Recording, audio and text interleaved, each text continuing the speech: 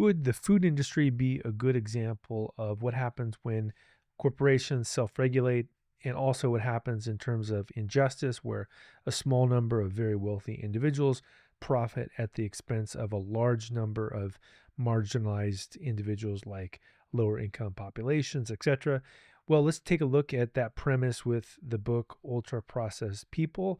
The book is called The Science Behind the Food That Isn't Food.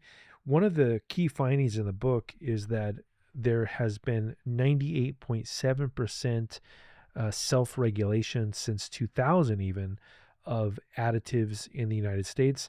So this means that there were 756 items added to the food supply that there's just no evidence that they're good or they're bad.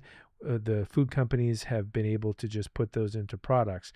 And in fact, if we look at what's happening in terms of the Harvard ecosystem, in terms of the law around food additives, one of the things that is mentioned in the book as well is that it's essentially voluntary. And what this means is that, if you look at how companies are able to self-regulate here, in this book, Emily Broad-Leib says that as a professor at Harvard, she sees the whole process as essentially voluntary, and a law professor shows that this is thwarting the will of Congress. And a good example that she brings up in the book is trans fats. We know that trans fats have been bad for a long time, and this is this hydrogenation process. So, for example, if you take something and you turn it into Crisco, or you turn it into, some kind of a solid fat, what happens is that it was highly linked to heart attacks. And so tens of thousands of deaths were found. But this was actually something that was approved by the FDA. This wasn't even a self-regulated example, but it took years and years to remove it from the food supply, even though the first concerns were published in the 1950s. So even in the case of getting the regulation, there's a problem. So the big difference, if we look at Europe, is that it's a little bit better because the EU uses a precautionary approach. It has a database, it publishes everything, and it will proactively review additives, but there's still gaps in testing, etc. But if you look at the way they're approaching things, it's from a precautionary perspective. Let me also do a real world example here.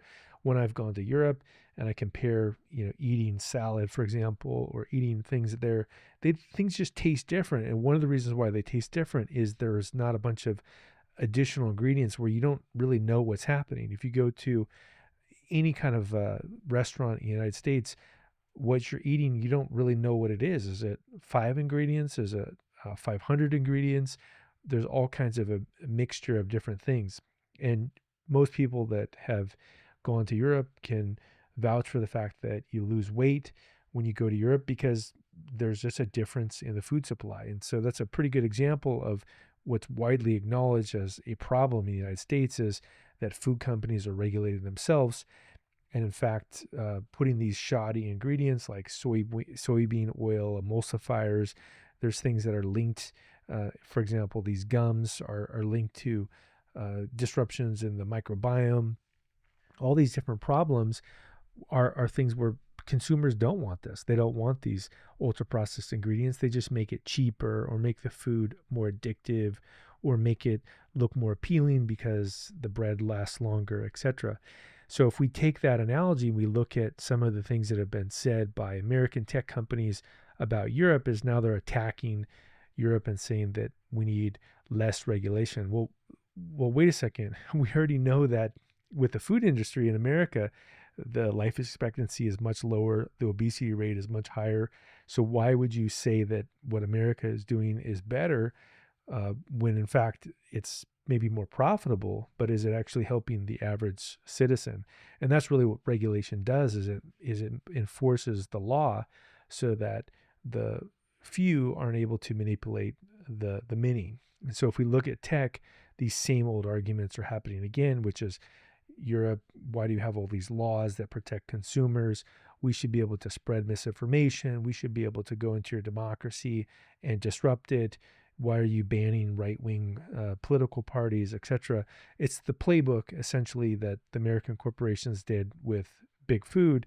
Now they're also doing it with big tech. So I think it's pretty easy to debunk the argument that regulation is bad. We know that in the United States, for example, since 2000, as I mentioned, something like 98% of all new ingredients have been self-regulated.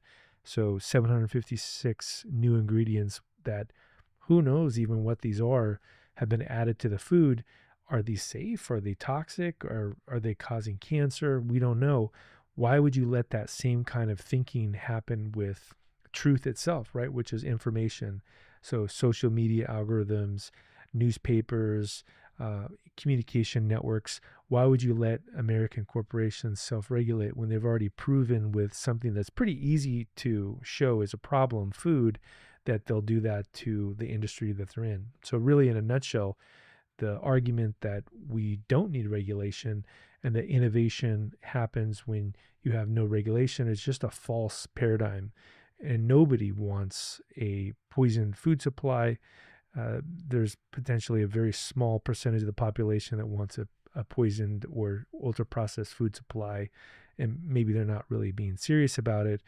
Likewise, people don't want poisoned water. They don't want dirty water that has cholera in it.